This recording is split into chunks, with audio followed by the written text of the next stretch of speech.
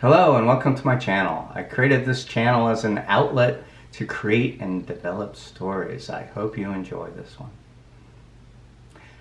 So it's Black Friday 2014 and I'm rushing across the living room to get to my computer where I've just heard a ding. I've been expecting an email for quite a while, an important email. As I sit down, there's a pane glass on my left side looking out over the horse fields and the mountains beyond, and it's a beautiful sight. On the other side is another beautiful sight. It's my son Philip, who's got this gigantic thing of colored pencils. And when I say gigantic, I bought him a thing that has 128 pencils per color in 16 colors. So he's got over 2,000 colored pencils there. Now Philip doesn't just color with these pencils, he takes them, he bites them through, opens them up, and takes the lead, it's not really lead, and lines them up and then colors with them. And I'm just sitting here thinking, what a terrible parent I am to let my kid do this. But of course I'm also thinking, like, Philip has pica. Pica is an uncontrollable urge to eat non-food things. So if Philip isn't doing this, he's going to be biting the furniture or the walls or rocks or glass. So I went to a lot of trouble to figure out what Philip could bite that was the least harmful possible. For instance, the experts told us we should try chewing gum. That was a complete disaster. But we've tried rubber, plastic, you name it. And finally I settled on colored pencils.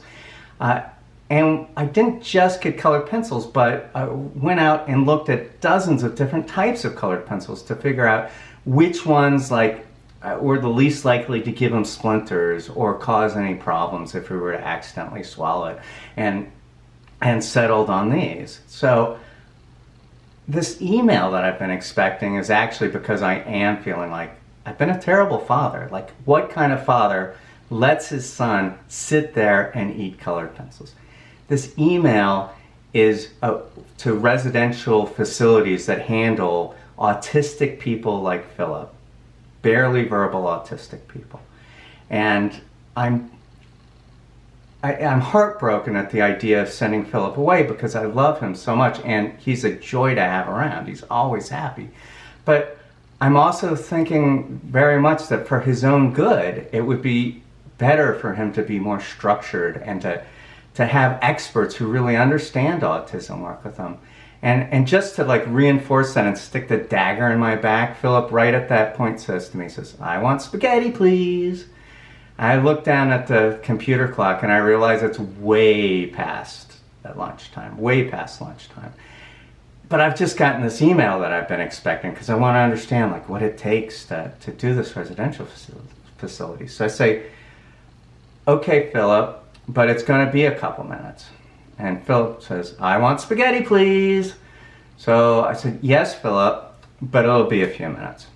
And Philip gets up and runs upstairs, which is kind of unusual, but does happen. And so from where I'm sitting at my computer, over here is the hallway that goes upstairs. But just to the right of that is a big pane glass window that overlooks a room that we have where we have a hot tub.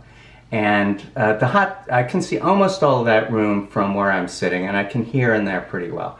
The hot tub is one of the few places that will let Philip go without being right there in the room watching him sharply all the time. Especially if I'm sitting here, I can see what's going on. But for some reason, I guess it's the sensory action of the hot tub that when he's in the hot tub, he's much less destructive. We have certainly had some challenges with him in the hot tub, but overall he's been that's a great place for him, so we encourage him to go there.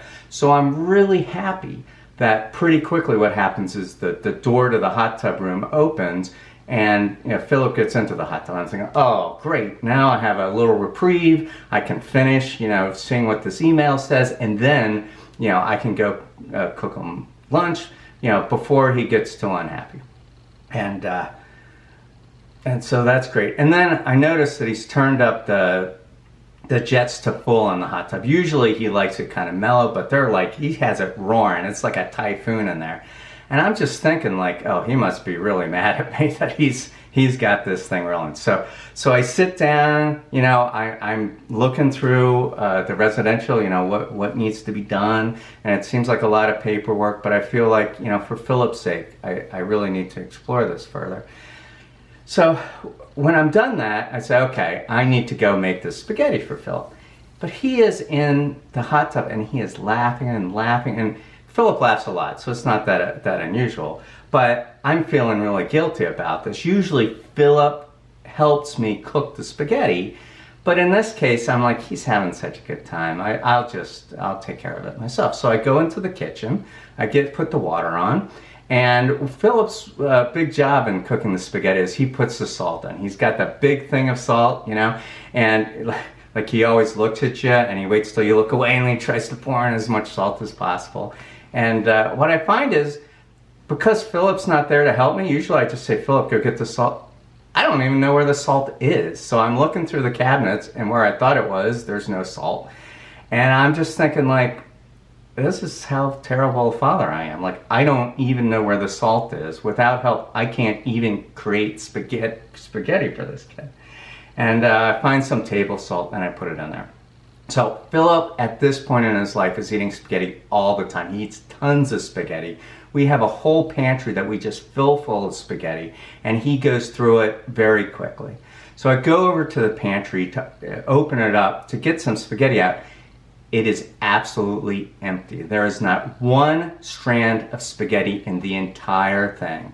And I am just thinking, like, I am a terrible father. I cannot believe, you know, I promised them spaghetti, and we don't even have a strand of spaghetti. And I'm thinking, you know, at a residential institution, they would know it's there. They would never promise that these kids that the lunch would be right on time.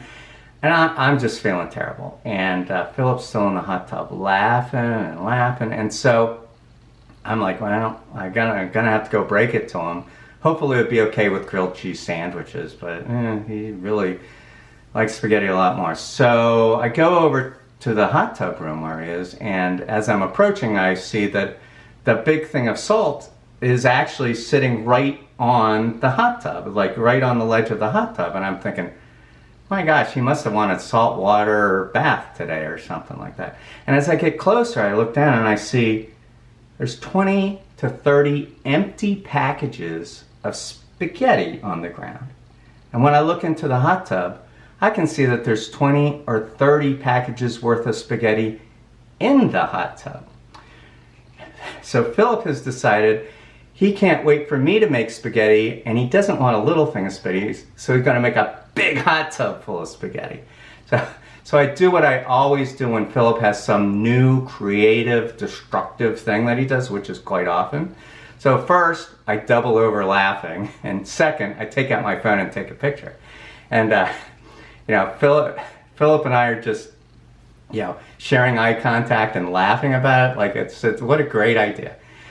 So I go and I have him turn off the hot tub. I go and I get a big trash bag, and we're just scooping this big goop of al dente spaghetti and throwing it out. And I mean, we're just cracking up, having this great time doing this.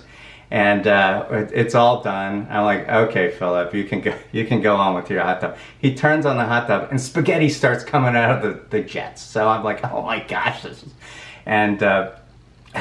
so Philip doesn't like to hug and kiss. What he does when he wants to be close to you is that he puts his forehead right on yours, and so that you're pressing foreheads and looking into each other's eyes. And he's having such a good time doing this that he keeps doing that. He keeps making me put my forehead on his. So we're sitting there laughing, and then that voice comes, and that voice says to me, see, if Philip were in a residential institution, they would never allow this sort of thing to happen.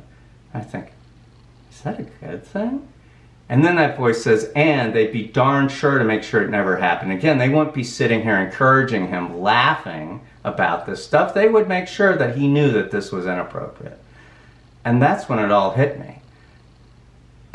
Philip, I know Philip better than anybody else. And they may know autism at a residential facility, but I'm not a terrible father. I'm a great father who who really understands Philip, who understands like the joy of what he's doing, that he's not being destructive, he's being creative, he's doing wonderful things that might have a little destruction with them, but not intentionally. And that Philip, that I decide right then that Philip just really needs to stay with me. And he has stayed with me ever since, and I haven't regretted a single moment. So if you like this story, please click like and please subscribe to my channel. Thank you.